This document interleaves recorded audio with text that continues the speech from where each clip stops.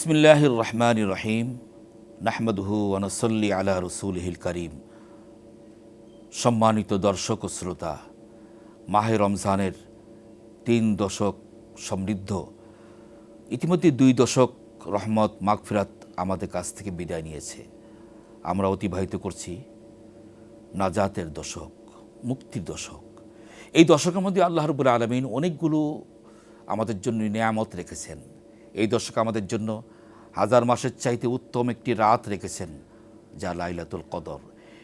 এই দশকেই আল্লাহ সুবহানাহু ওয়া তাআলা আমাদের জন্য ইতিকাফ রেখেছেন। এই দশকে কত নিয়ামতের সমৃদ্ধ। আসুন সেই মহান আল্লাহ রাব্বুল আলামিনের কাছে আমরা দোয়া করি, মুনাজাত করি।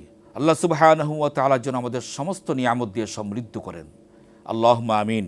রব্বানা যালামনা আনফুসানা ওয়া ইল্লাম তাগফির লানা ওয়া তারহামনা লানাকুনান্না মিনাল খাসিরিন। আল্লাহুম্মা গফির লানা যুনুবানা ওয়া লিওয়ালিদাইনা রব্বিরহামহুমা কামা রব্বায়ানি সগীরা। রব্বুল আলামিন বলতে বলতে আমাদের কাছ থেকে রমজান বিদায় হয়ে চলে যাচ্ছে।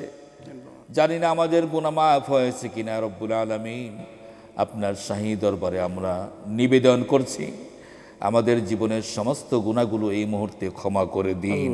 আয় আল্লাহ তাআলা, আমাদের আব্বা আম্মা যাদের নেই, সেই সমস্ত আব্বা আম্মাদের কবরগুলোকে জান্নাতের বাগান বানিয়ে দিন।